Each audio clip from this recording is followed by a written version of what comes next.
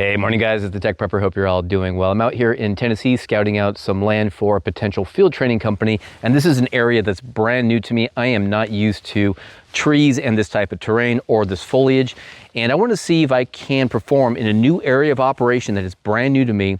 Two types of targeted contacts. The first is with a local for regional communication. That is Jason KM4ACK. He's also in Tennessee. I haven't done the math, but I think he's about 80 miles point to point. And then I want to get back and do long haul communication out into Arizona at about 1,500 miles. And I want to see if I could do that with just one antenna. And I want to share that with you right now. So I have about 20 feet of RG316 feed line going from where I'll be operating, and we'll talk about this pack maybe later. And the way I have it set up is we've got the matching unit clipped here to a piece of deadfall here, and then we've got a vertical section. This is what makes it the inverted L. The 20-meter leg is going up into that tree, and then we have a couple of links going out for the 40-meter section as a flat topper. Then we have a resonator that will enable 75-meter use for digital, and then a very long 80-meter portion, and it snakes all the way down that path. So before we do anything, I kind of want to see, since this is a new antenna that I'm testing, I don't know if it's on the market yet, and I'm expecting to see 80 meters, 40, 20, 15, and 10 meters. So 80 meter looks good, 1.27 at 3.7 megahertz, a little bit short for digital, but we'll clean it up with the tuner. So that's good. 40 meters, we want to work for also local communication for the short distance haul. Good match there of 1.15. 20 meters, this will likely be for the long haul. That's also a nice match on a 1.1 to 1, so not bad at all. 17 we're not going to use. 15 is also supposed to be resonant. We got 3 stars, that looks great. 12, and then 10 meters. With 5 stars, so good stuff. Before we get going, let's take a look at what I have in the day pack for today's exercise. We're just going to be out here for about 4 or 5 hours. This is the Eberly Stock Romad. I'm evaluating it. It was lent to me by Armorlock. For the transceiver, I am running the Lab 599 TX500 MP.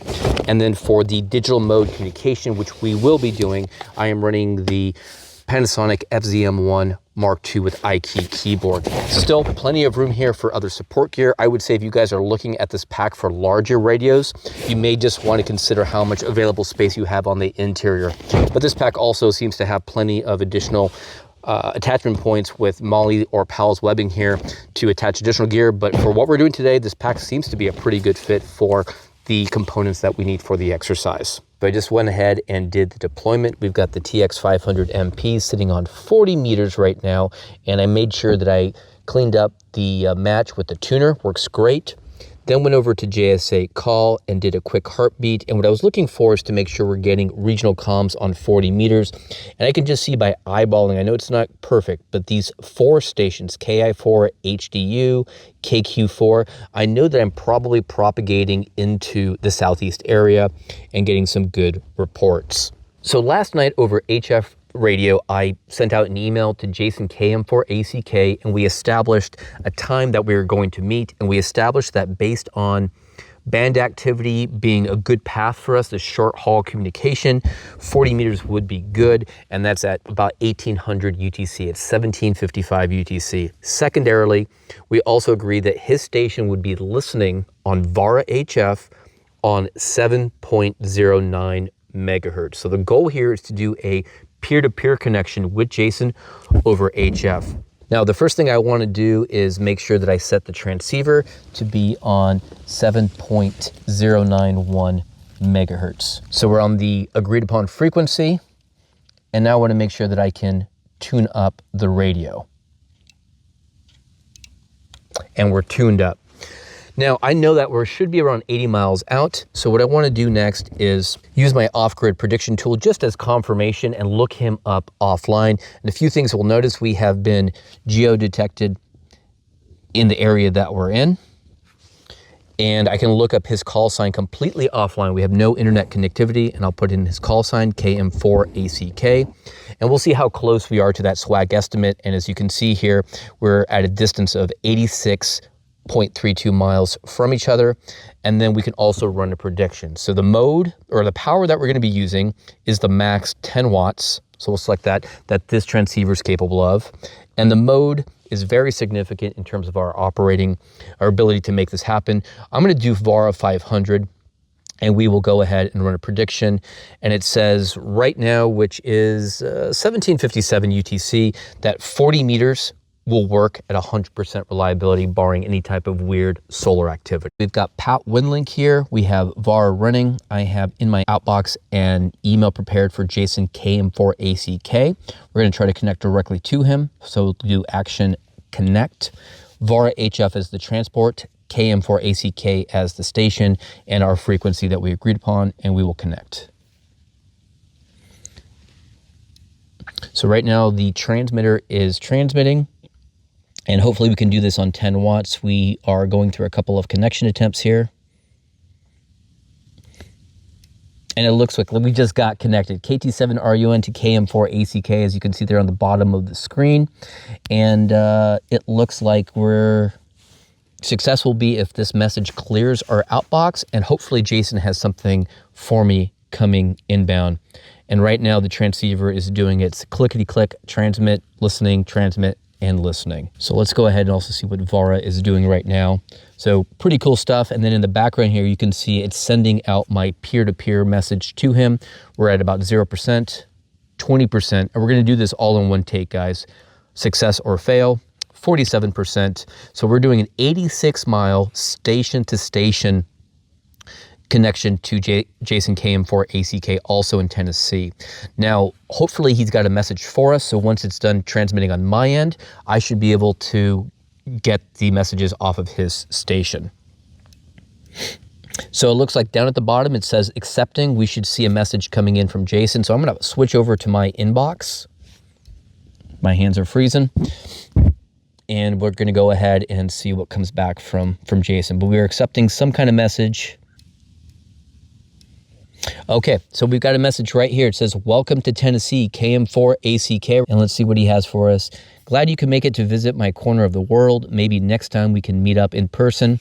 So guys, we did it. On the first attempt in a new operating environment, we hit our communication window. We set up the gears, set up the antenna, and we did an 86-mile point-to-point email exchange completely over radio. Next up, we're going to go ahead and try to do a long haul connection, and I want to see if I can connect to a station in Arizona and try to get a message on the actual WinLink global email system. So not peer-to-peer, but we're going to try to hit a station near Arizona and make this happen. Again, I believe I've got a message from a buddy that's out there. So my friend Brian, WN7D, he's out there, and he left me a message on the global WinLink station. And right now we can see that he's a distance of 1,400 miles from our position at a bearing of 272. This is custom software that I have written.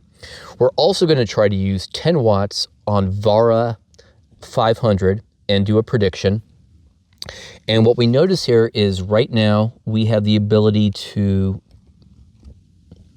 get him on either the 17-meter band, the 15-meter band, 12-meter, or 10, or a station in Arizona, 1,400 miles out on one of these four bands. Well, based on the antenna that we put up, we have 80-meter coverage, 40-meter, 20, which it'd be nice if we could use 20, and then we had, I believe it was 17, 15, and 12.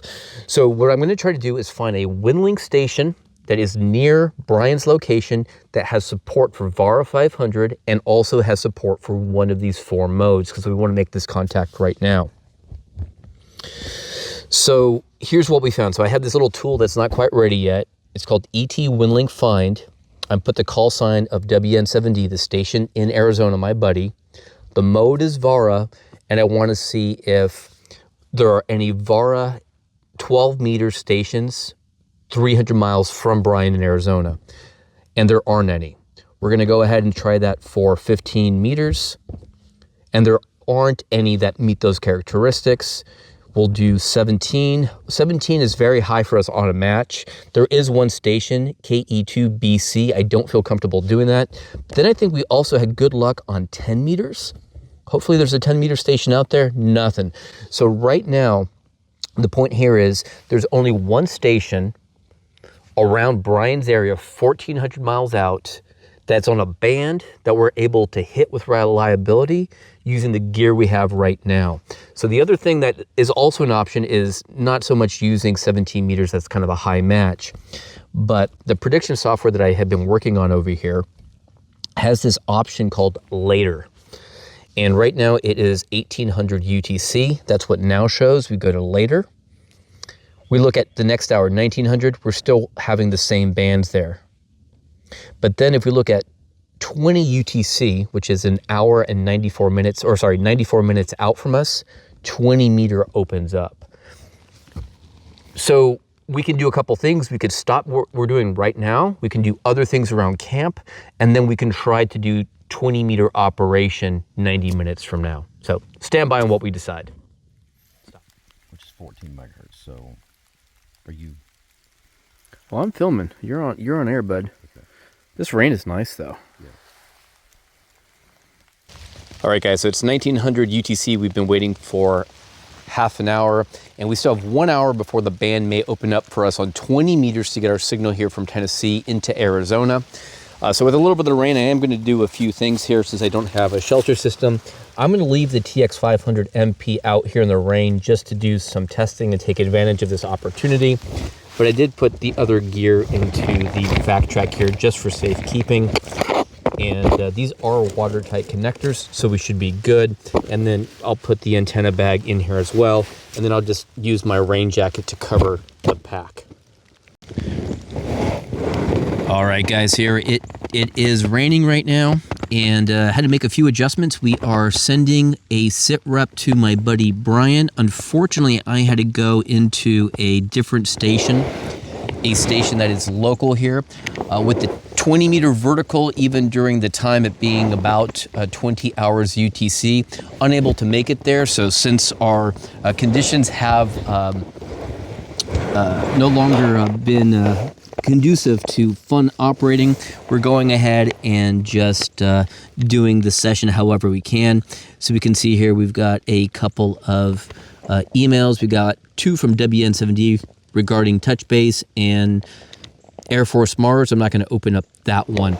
So pretty happy that the weather turned on us, that we were able to do all this. We're going to call this a 50% success. Technically, we were able to communicate with everybody, including Brian, but I did want to do a second attempt to do a direct HF link from here to Arizona just to simulate that. That failed. It may have been that 20 meter vertical bit, and you know, that's a good data point. If it wasn't raining, we'd probably would try doing a sloper or something else. But bottom line is I made contact with Jason KM4 ACK on peer-to-peer. I was able to send out one email to my buddy Brian, getting into another local 40 meter JSA or 40 meter WinLink station out here. So we made contact with everybody. We did it all over HF without the internet. The weather did turn on us, and like I said, the TX500 MP now has been out here for a couple of hours there. The pack did get wet. My rain gear is completely soaked, but you guys keep on asking why I won't write my software to run on the Raspberry Pi. Well, this is the reason. In fact, earlier, my buddy over there was running his equipment with the Panasonic CF20. What's the call sign that shows that came back to you? Whiskey Alpha 2, Uniform Lima, India. Look him up. I have to X out of this. Nope.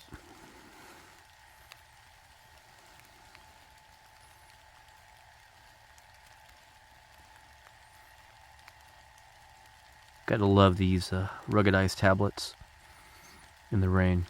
Also got rained on, so this is what this field kind of exercise was about, was new area of operation, training with austere environments. It's freezing cold and still making targeted contacts with the gear you have.